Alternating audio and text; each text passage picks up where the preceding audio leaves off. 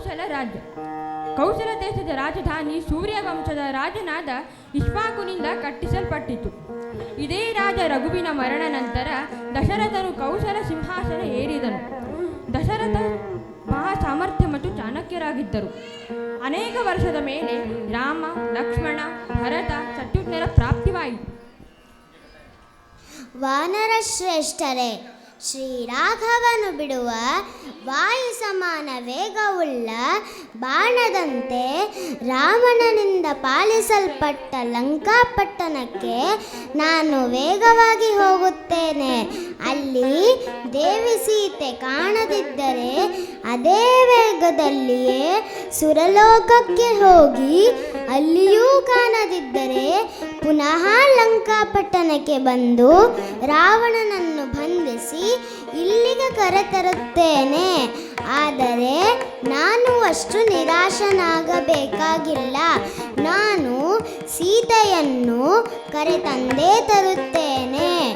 ಅಲ್ಲಿ ದೇವಿ ಸೀತೆ ಕಾಣದಿದ್ದರೆ ಲಂಕೆಯನ್ನೇ ಕಿತ್ತು ತರುತ್ತೇನೆ. ಆದ್ದರಿಂದ ನೀವು ನಿಶ್ಚಿಂತರಾಗಿರಿ. ತನ್ನ ಮೇಲೆ ಹಾರುತ್ತಿರುವ ಹನುಮಂತನು ಕಂಡು ಸಮುದ್ರ ರಾಜ ಹೀಗೆ ಯೋಚಿಸಿದನು.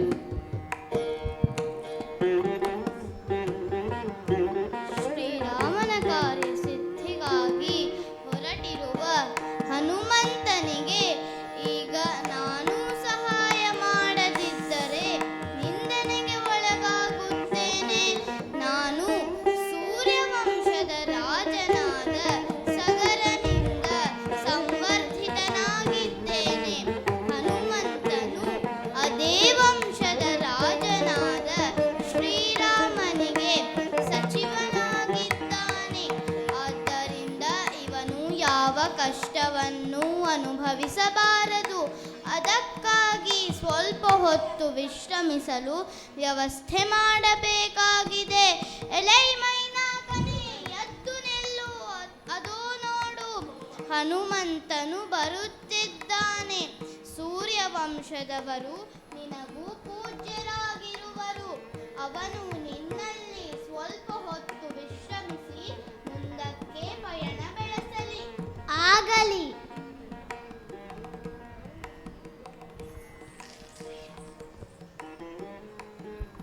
ಓ ಕಪಿವೀರ, ನನ್ನ ಶಿಖರಗಳ ಮೇಲೆ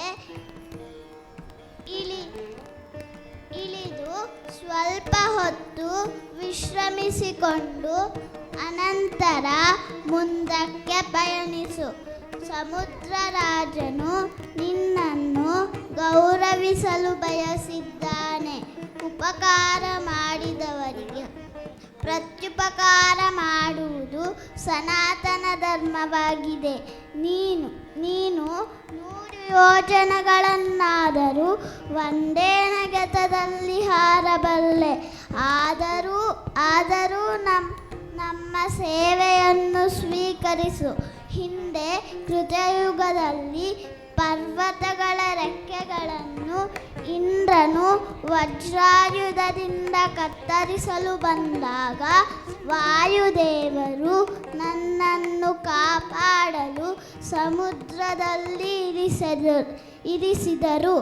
ನೀವು ಅವರದ್ದೇ ಅಂಶವಾಗಿರುವುದರಿಂದ ನೀವು ನನಗೆ ಪೂಜ್ಯರಾಗಿರುವಿರಿ. ಎಲೈ ಮೈನಾಕನೇ, ನಿನ್ನ ಮಾತುಗಳಿಂದಲೇ ನಾನು ಸುಪ್ರೀತನಾಗಿದ್ದೇನೆ. ಇಷ್ಟು ಪ್ರಾರ್ಥಿಸಿದರೂ ಆತಿಥ್ಯವನ್ನು ಸ್ವೀಕರಿಸಲಿಲ್ಲವಲ್ಲ ಎಂಬ ಬೇಸರವನ್ನು ಬಿಟ್ಟು ಬಿಡು. ನಾನು ಮಾರ್ಗ ಮಧ್ಯದಲ್ಲಿ ಎಲ್ಲಿಯೂ ನಿಲ್ಲಲಾರೆ. ನನ್ನ ಬಳಿ ಹೆಚ್ಚು ಸಮಯವಿಲ್ಲ. ಹೇ ಮೈನಾಕನೇ, ನಿನ್ನ ಈ ಕಾರ್ಯದಿಂದ ನಾನು ಸಂತೋಷಗೊಂಡಿದ್ದೇನೆ. ನಿನಗೆ ಅವಯವನ್ನು ಇಟ್ಟಿರುವೆನು. ನನ್ನಿಂದ ನಿನಗೆ ಯಾವ ಭಯವೂ ಇಲ್ಲ. ಬಳಿಕ ಗಂಧರ್ವರು, ದೇವತೆಗಳು, ಸಿದ್ಧರು, ಮಹರ್ಷಿಗಳು, ಸೂರ್ಯ ಸದೃಶಳಾದ ನಾಗಮಾತೆ ಸುರಸೆ ಕಂಡು ಹೀಗೆ ಹೇಳು. ನಾಗಮಾತೆ ಸುರಸ ಹನುಮಂತನು ಸಮುದ್ರದ ಮೇಲೆ ಹಾರಿ ಹೋಗುತ್ತಿದ್ದಾನೆ. ನೀನು ಕ್ಷಣಕಾಲ ವಿಘ್ನವನ್ನು ಉಂಟು ಮಾಡು. ನೀನು ಘೋರವಾದ ರಾಕ್ಷಸಿಯ ರೂಪವನ್ನು ಧರಿಸಿ ಸಮುದ್ರದ ಕಡೆ ಹೋಗು. ನೀನು ಅವನ ಪರಾಕ್ರಮವನ್ನು ತಿಳಿಯ ಬಯಸುತ್ತೇವೆ. ಆಗಲಿ.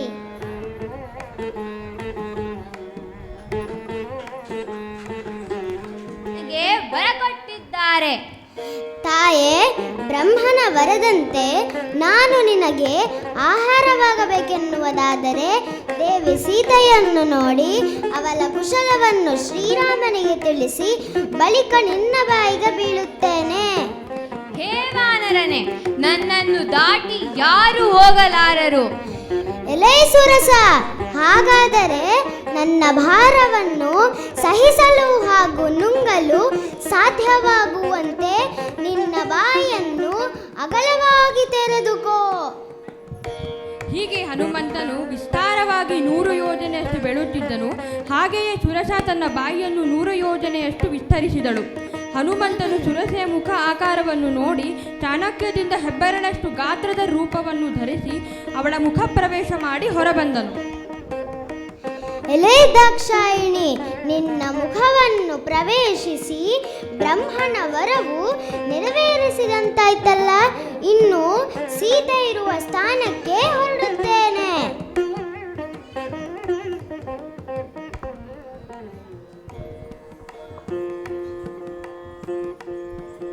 ಹನುಮಂತನೇ, ಕಾರ್ಯಸಿದ್ಧಿಗಾಗಿ ಮುಂದೆ ಸುಖವಾಗಿ ಹೋಗು. ಶ್ರೀರಾಮನೊಡನೆ ಸೀತಾದೇವಿಯನ್ನು ಸೇರಿಸು. ಹೀಗೆ ಹಾರಿಕೊಂಡು ದಕ್ಷಿಣ ದಿಕ್ಕಿಗೆ ಹೋಗುತ್ತಿದ್ದ ಹನುಮಂತನು ಕಾಮರೂಪಿಯಾದ ಬೃಹದಾರಕ್ಯವಾಗಿದ್ದ ಸಿಂಹಿಕೆ ಎಂಬ ರಾಕ್ಷಸಿಯು ನೋಡಿ ಮನದಲ್ಲಿ ಯೋಚಿಸಿದಳು.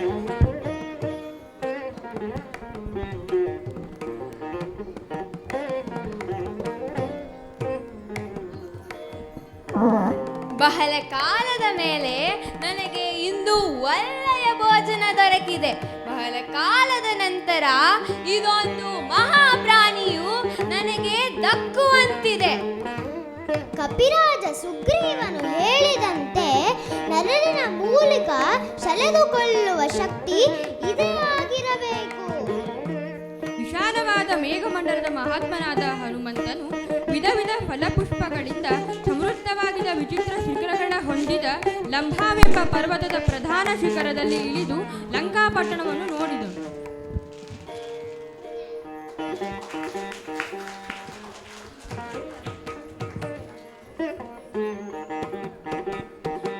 ವಿಶಾಲವಾದ ಮೇಘಮಂಡಲ ಮಹಾತ್ಮನಾದ ಹನುಮಂತನು ವಿಧ ವಿಧ ಫಲಪುಷ್ಪಗಳಿಂದ ಸಮೃದ್ಧವಾಗಿದ್ದ ವಿಚಿತ್ರ ಶಿಖರ ಹೊಂದಿದ ಲಂಭಾವೆಂಬ ಪರ್ವತದ ಪ್ರಧಾನ ಶಿಖರದಲ್ಲಿ ಇಳಿದು ಲಂಕಾಪಟ್ಟಣವನ್ನು ನೋಡಿದರು.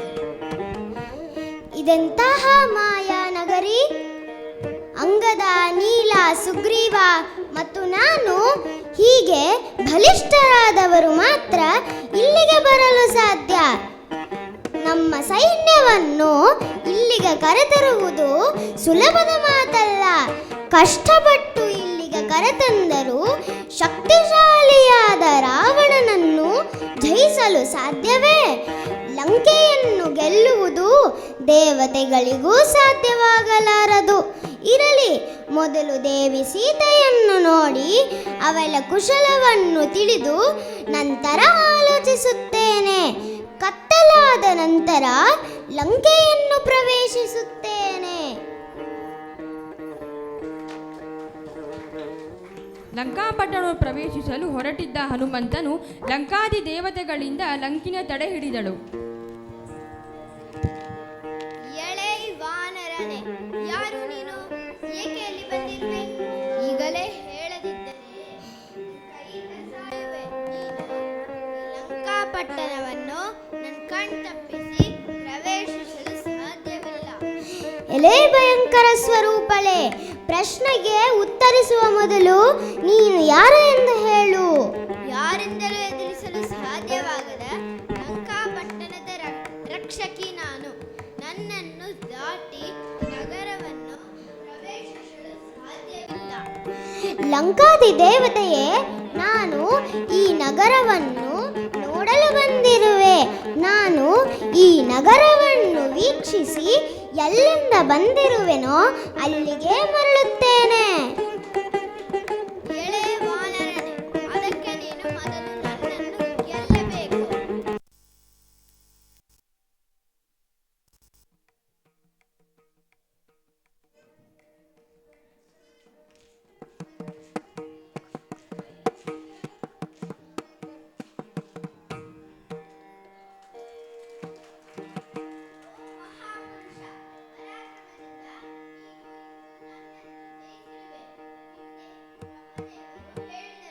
ವಾನರನೊಬ್ಬನು ನನ್ನನ್ನು ಜಯಿಸಿದ ನಂತರ ರಾಕ್ಷಸರಿಗೆ ಅಂತ್ಯಕಾಲ ಶುರುವಾಗುತ್ತದೆ ಎಂದು ಆ ಮಾತು ಇಂದು ನಿಜವಾಗುತ್ತಿದೆ. ಕಪಿವೀರನೇ, ನೀನು ಈಗ ರಾವಣನ ಲಂಕಾಪಟ್ಟಣವನ್ನು ಪ್ರವೇಶಿಸಿ ಅಂದುಕೊಂಡ ಕಾರ್ಯವನ್ನು ನಿರ್ವಹಿಸು. ಲಂಕಿನಿಯನ್ನು ಜಯಿಸಿದ ಹನುಮಂತನು ತನ್ನ ಎಡಗಾಲನ್ನು ಇಟ್ಟು ಲಂಕಾಪಟ್ಟಣವನ್ನು ಪ್ರವೇಶಿಸಿದನು.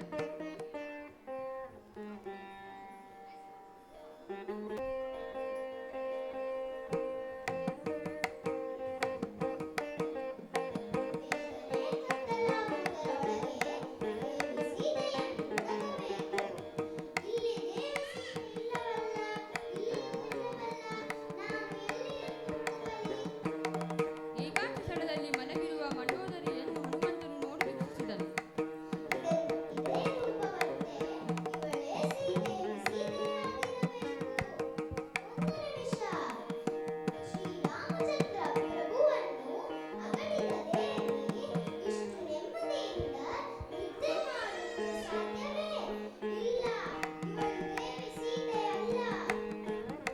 ನಂತರ ಸೀತೆಯನ್ನು ಹುಡುಕುತ್ತಾ ಅಶೋಕವನಕ್ಕೆ ಹೋಗುವುದನು.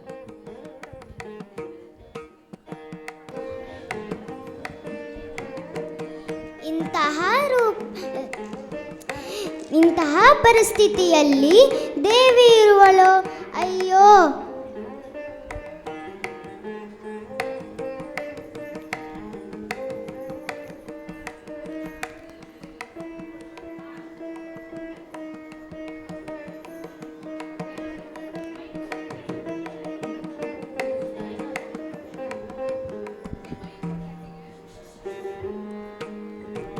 ಎಲೈ ಸುಂದರಿಯಾದ ಸೀತೆಯೇ, ನನ್ನನ್ನು ನೋಡಿ ಹೆದರಬೇಡ.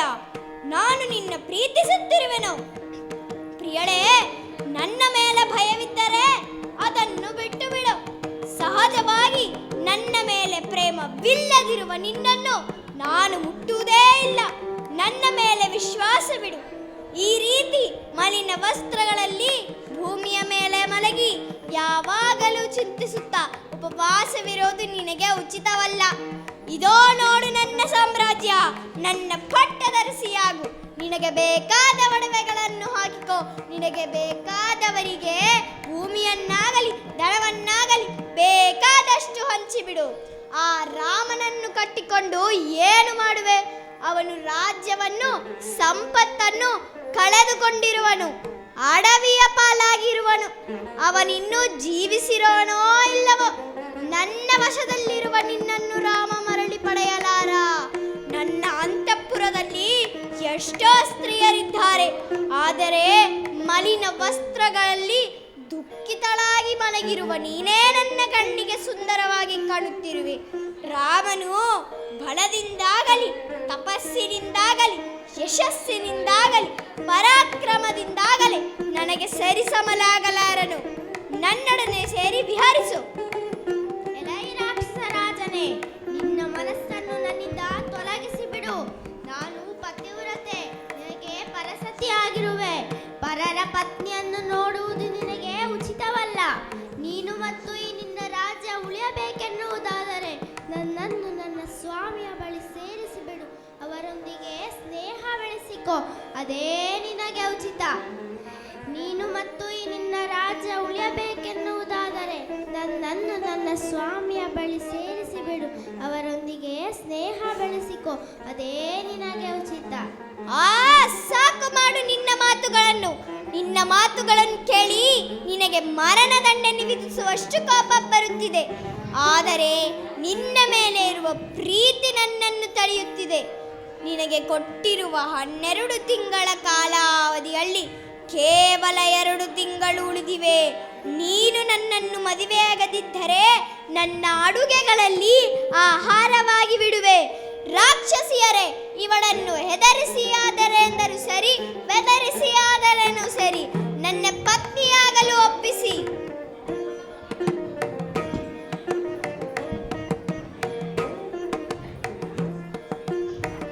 ರಾವಣನನ್ನು ಮದುವೆ ಮಾಡಿಕೊಂಡರೆ ನಿನಗೆ ಸುಖವಿರುವುದು, ಇಲ್ಲಾಂದ್ರೆ ನಾವು ನಿನ್ನನ್ನು ತಿಂದು ಬಿಡುತ್ತೇವೆ. ರಾವಣನನ್ನು ಮದುವೆ ಮಾಡಿಕೋ, ಮದುವೆ ಮಾಡಿಕೋ. ರಾಕ್ಷಸಿಯರೇ, ನೀವೆಲ್ಲರೂ ಸೇರಿ ನನ್ನನ್ನು ಇಷ್ಟವನ್ನಂತೆ ತಿಂದುಬಿಡಿ, ಆದರೆ ನಿಮ್ಮ ಮಾತನ್ನು ನಾನು ಒಪ್ಪುವುದಿಲ್ಲ.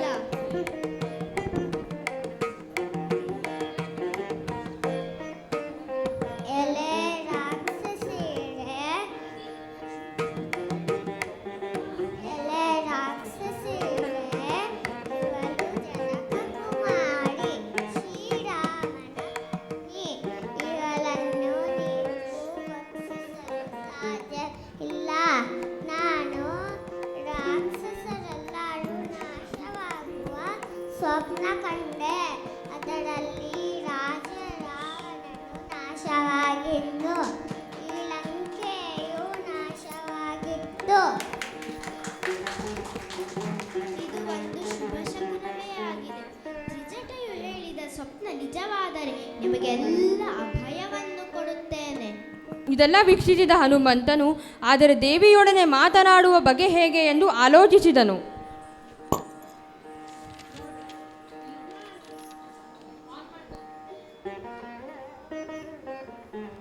ನಾನು ದೇವಿಯೊಡನೆ ಮಾತನಾಡುವ ಬಗೆ ಹೇಗೆ? ಶ್ರೀರಾಮಚಂದ್ರ ಪ್ರಭುವ ಕೀರ್ತಿಯ ಚರಿತ್ರೆಯನ್ನು ಕಾಣದಿದ್ದಂತೆ ದೇವಿ ಹಾಡಿನ ರೂಪದಲ್ಲಿ ಹೇಳುತ್ತೇನೆ. ಆಗ ಅವರಿಗೆ ನಂಬಿಕೆ ಬರಬಹುದು.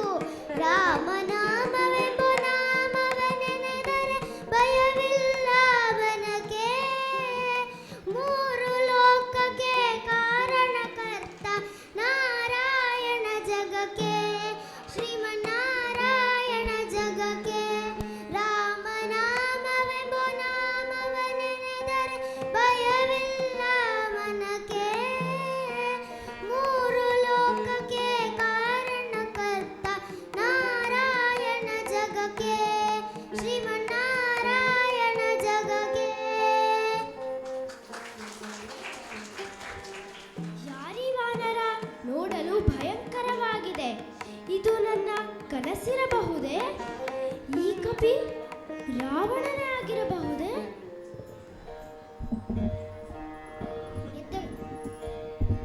ನಾನು ಸ್ವಪ್ನದಲ್ಲಿ ವಾನರನನ್ನು ನೋಡಿದೆ. ಅಯ್ಯೋ, ಇದು ಒಳ್ಳೆಯದಲ್ಲ ಎಂದು ಸ್ವಪ್ನಶಾಸ್ತ್ರದಲ್ಲಿ ಹೇಳಿದೆ. ಇದು ಒಂದು ಸ್ವಪ್ನವೇ ಅಲ್ಲ. ನಾನು ಮಾಡದಿದ್ದಾಗ ಸ್ವಪ್ನ ಎಲ್ಲಿಂದ ಬೀಳುತ್ತದೆ? ಈ ಕಪಿ ಹೇಳಿದ ಮಾತುಗಳೆಲ್ಲ ಸತ್ಯವಾಗಲಿ.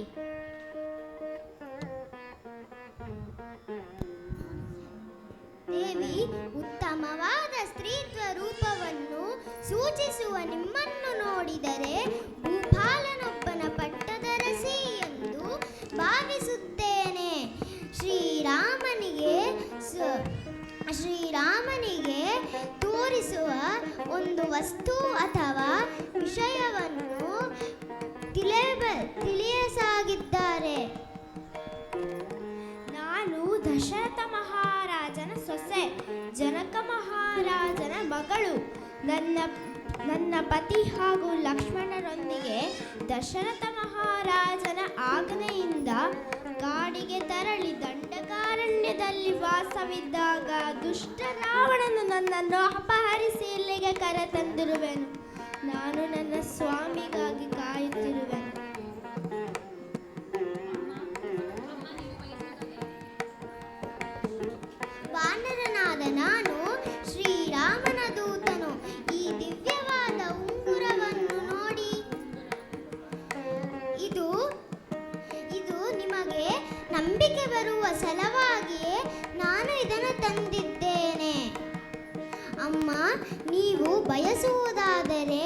ನನ್ನ ಬೆನ್ನ ಮೇಲೆ ಕುಳಿಸಿಕೊಂಡು ಈ ಮಹಾಸಾಗರವನ್ನು ದಾಟುತ್ತೇನೆ.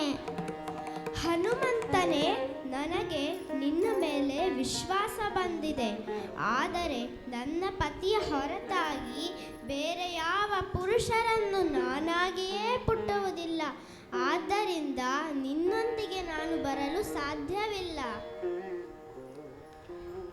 ಶ್ರೀರಾಮನ ಮೇಲಿನ ಭಕ್ತಿಯಿಂದ ನಾ ಹೀಗಂದೆ.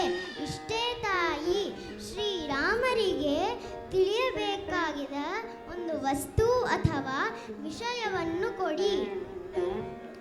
ನನ್ನ ಸ್ವಾಮಿಗೆ ಕಾಕಾಸುರನ ವೃತ್ತಾಂತವನ್ನು ತಿಳಿಸಿ ಈ ಚೂಡಾಮಣಿಯನ್ನು ಅವರಿಗೆ ಕೊಡು. ನಾನು ಅವರಿಗಾಗಿ ಕಾಯುತ್ತಿರುವೆನೆಂದು ತಿಳಿಸಿಬಿಡು.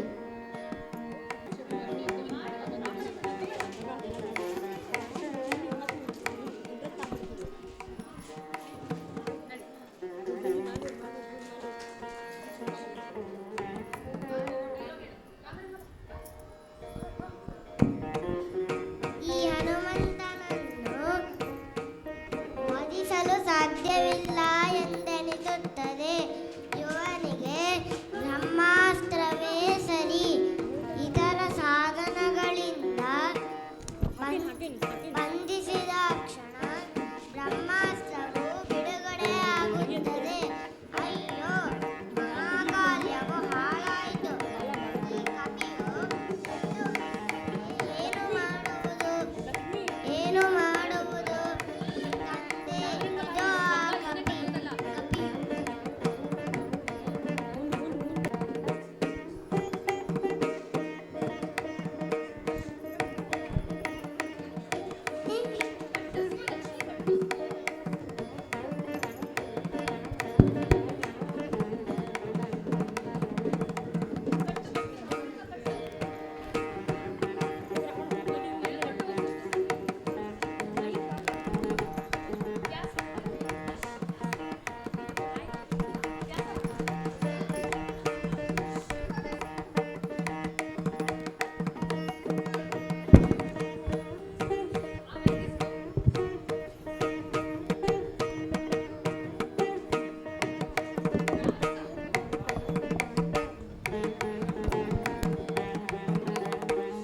ವಾನರನೇ, ಎಲ್ಲಿಂದ ಬಂದಿರುವೆ? ಇಲ್ಲಿಗೆ ಬರಲು ಕಾರಣವೇನು? ಉದ್ಯಾನವನವನ್ನು ನಾಶ ಮಾಡಿದ್ದೇಕೆ? ನನ್ನ ಪಟ್ಟಣಕ್ಕೆ ಬಂದಿದ್ದೇಕೆ? ಕಿಂಕರಾದಿ ರಾಕ್ಷಸರೊಡನೆ ಯುದ್ಧ ಮಾಡಿದ ಉದ್ದೇಶವೇನು? ನಾನು ಶ್ರೀರಾಮನ ದೂತನು. ದೇವಿ ಸೀತೆಯನ್ನು ಬಿಟ್ಟು ಬಿಡು, ಇಲ್ಲದಿದ್ದರೆ ವಿನಾಶ ಹೊಂದುವೆ. ಈ ವಾನರನನ್ನು ಕೊಂದು ಬಿಡಿ.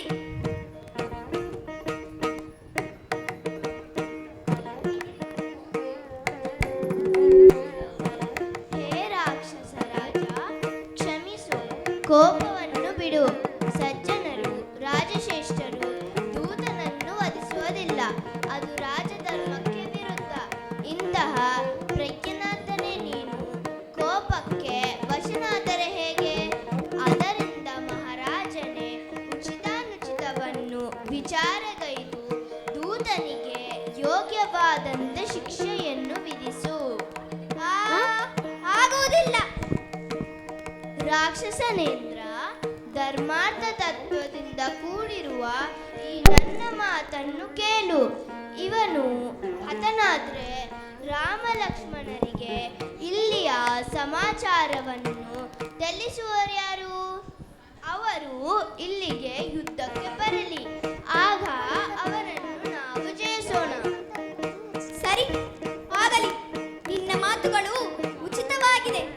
ಕಪಿಗಳಿಗೆ ಬಾಲವು ಅತ್ಯಂತ ಪ್ರಿಯವಾದದ್ದು. ಅದಕ್ಕೆ ಬೆಂಕಿಯನ್ನು ಹಚ್ಚಿ ಸುಟ್ಟ ಬಾಲದೊಂದಿಗೆ ಈ ಕಪಿ ಹಿಂದಿರುಗಲಿ.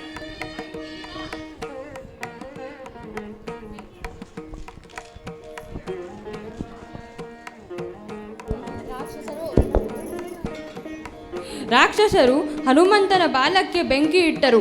ಅದೇ ಅಗ್ನಿಯಿಂದ ಹನುಮಂತನು ಲಂಕಾದವನನ್ನು ಮಾಡಿ ಪುನಃ ಸಮುದ್ರವನ್ನು ದಾಟಿ ರಾಮನ ಬಳಿ ಬಂದು ಚೂಡಾಮಣಿ ಕೊಟ್ಟನು.